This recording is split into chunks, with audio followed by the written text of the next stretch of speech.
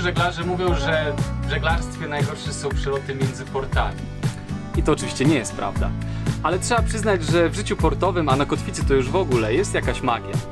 No bo wyobraźcie sobie masę ludzi z całego świata żyjących razem w egzotycznym miejscu, pracujących razem, uczących się i innych, wspierających się, inspirujących się, opowiadających sobie historie z różnych zakątków świata, a także gotujących razem czy od czasu do czasu imprezujących.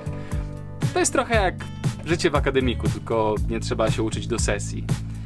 I jako, że znalazłem się w takim miejscu tutaj na wyspie Sal w miejscowości Palmeira, to pomyślałem sobie, że to jest dobra okazja do tego, żeby opowiedzieć wam, jak żyje się na łódce. Historię o życiu na łódce chciałbym zacząć od pokazania wam łódki, co jest w sumie logiczne. Tak więc zapraszam was na wycieczkę, bardzo krótką, ponieważ zrobimy 8 metrów w przód i 3 metry w bok.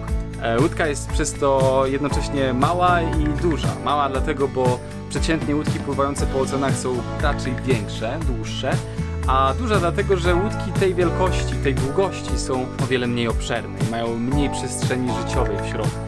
Tutaj można stanąć i można normalnie żyć, można zaprosić 6 osób i żyć razem przez tydzień czy 2 i się nie pozabijać, co jest niesamowite w zasadzie. To jest mój salon, w którym robię te wszystkie rzeczy, które ludzie robią w salonach, czyli żyję w dzień. Przyjmuję gości, organizuję imprezy, czytam, uczę się, jem obiady. Co odróżnia go od takiego typowego salonu, są wystające tu i ówdzie poręcze, które po prostu służą temu, żeby był w stanie przemieszczać się tam, gdzie chce, a nie tam, gdzie chciałaby tego fala.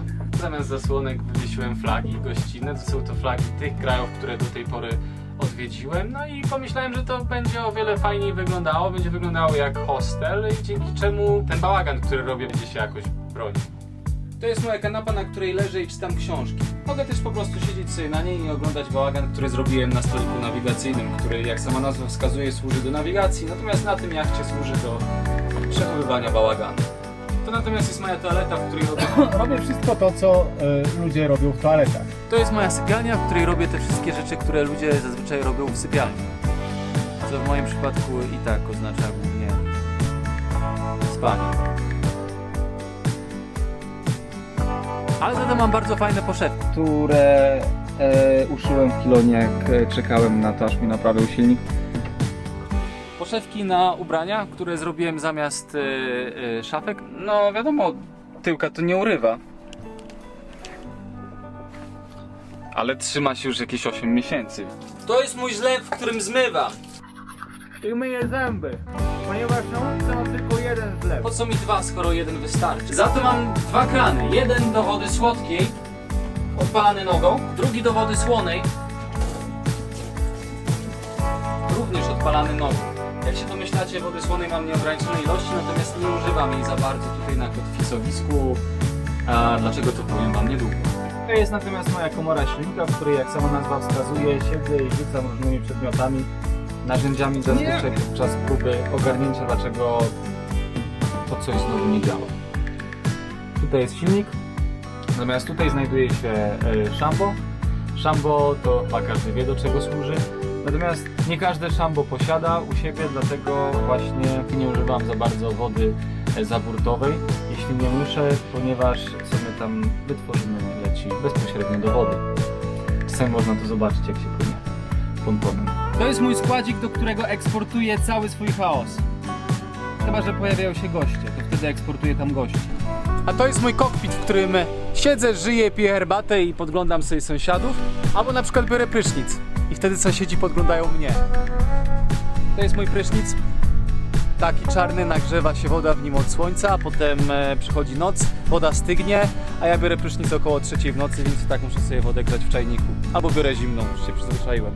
Tutaj, proszę, moje zbiorniki zapasowe. Uważam, że trzymanie wody w jednym zbiorniku jest ryzykowne, bo zbiornik może zacząć ciec, albo może się zanieczyścić i wtedy, jeżeli to nastąpi na środku Atlantyku czy innego oceanu, to trochę lipa. Tam z tyłu mój ponton, którego używam, żeby przemieszczać się z łódki na ląd, przemieszczać różne przedmioty, a czasami również przemieszczać znajomych, którym nie chciało się albo nie udało się z jakiegoś powodu zamontować silnika na swoim pontonie.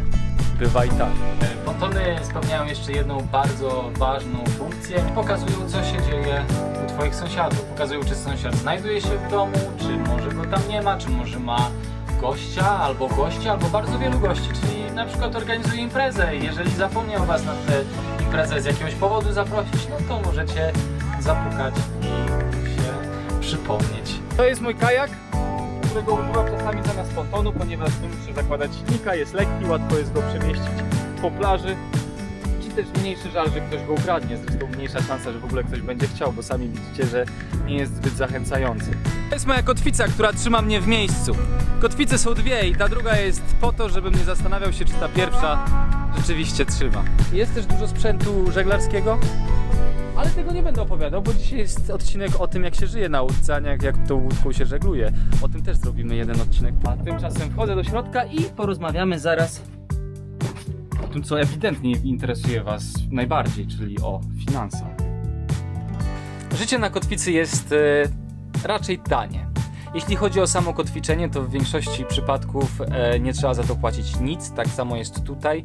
Mimo że znajdujemy się w środku portu, jesteśmy osłonięci falochronem, to nie ma żadnych opłat i można sobie tutaj siedzieć całkowicie za darmo. Jest też bardzo dużo innych miejsc, zatoczek osłoniętych, które można wykorzystać w zależności od tego, z której strony wieje wiatr i z której strony idą fale.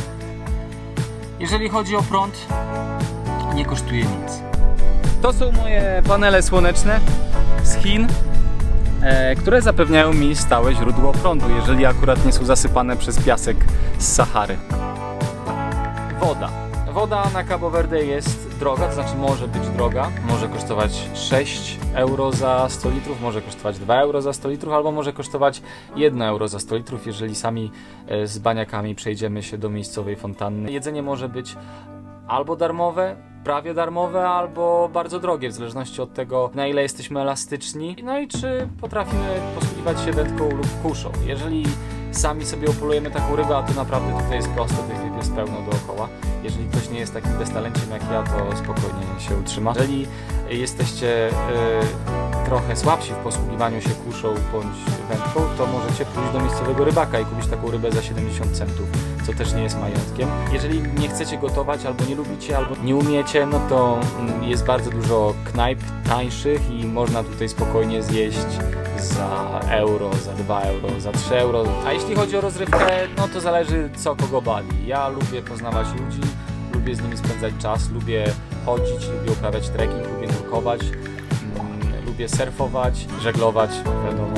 To wszystko jest za darmo, jest bardzo dużo fajnych rzeczy, które można robić za darmo. I bardzo dużo rzeczy, które są dla turystów, które kosztują bardzo dużo, a moim zdaniem nie są już tak ciekawe. No ale tu wiadomo, kto co chce. Oczywiście fajnie jest korzystać z możliwości nauki nowych rzeczy. Jeżeli jest się na wyspie Salto, to jest fajne miejsce, żeby spróbować kitesurfingu, ale to też może być tańsze albo nawet darmowe. Na przykład tutaj na kotwicy trafiła mi się koleżanka, która jest instruktorem kitesurfingu i powiedziała, że bardzo chętnie mnie nauczy, jeżeli ja sprzedam jej parę wskazówek freedivingowych. Można się spokojnie wymieniać wiedzą. Jest tutaj masa ludzi, którzy mają pasję i chętnie się tymi pasjami dzielą i to jest właśnie piękne w tej społeczności. A jeżeli już mowa o ludziach, to są bardzo różni. Są rodziny z dziećmi, które wyruszyły w świat na rok, a może dłużej.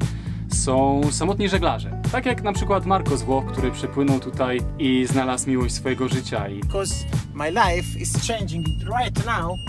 I won't live here. I won't take a marriage. I don't know. I won't. Teraz w zasadzie nie wiadomo, czy gdziekolwiek dalej popłynie. Jest wspomniana dziewczyna z Niemiec, która przypłynęła tutaj ze swoim chłopakiem i ze swoim ojcem. Jest francuska, która uczy od roku w miejscowej szkole, ale za jakiś czas zamierza popłynąć dalej przed siebie. Są jachtostopowicze i ludzie, którzy zdecydowali się tych jachtostopowiczów zabrać. Jest w końcu Krzysztof z Polski, który płynie przed siebie bez celu i planu, pomimo ogromnych przeciwności. But if you think it's a big problem, trust me. My friend Chris is a lost sailor. Są ludzie na wielkich jachtach i na małych łupinkach. Ludzie bogaci i ludzie biedni. Ludzie zdrowi i ludzie chorzy. I tak naprawdę nie ma tylko jednego rodzaju ludzi. Tych, którzy żałowaliby, że tutaj są. I jakiejkolwiek wymówki byście sobie nie znaleźli, żeby nie spełniać własnych marzeń, to prędzej czy później zjawi się tutaj ktoś, kto udowodni wam, że nie mieliście racji. A jeśli już naprawdę będziecie chcieli wypłynąć, to nic nie stoi na przeszkodzie, żeby podnieść kotwicę postawić żagle i za kilka tygodni obudzić się na przykład w dżungli w Ameryce Południowej, gdzie dostaliście się zupełnie za darmo, bo w końcu mieszkacie na łódce, więc możecie. Ale o tym, jak pływa się po oceanach, to już może przy kolejnej okazji.